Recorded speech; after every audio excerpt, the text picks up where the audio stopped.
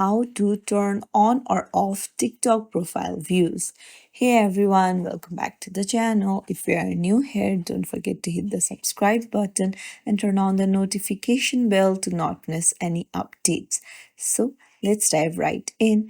First things first, open up your TikTok app and then go to your profile icon on the bottom right corner of the screen, and then on the top you'll find footsteps like icon. Tap on it, and then to turn it on you have to turn on, but you can see that others will see you viewed their profile in the past 30 days, and then people you follow will see you viewed their post within 7 days of the post date.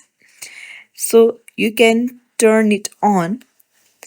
And now to turn it off, you'll need to go to the gear icon on the top right and then toggle off if you want to turn it off.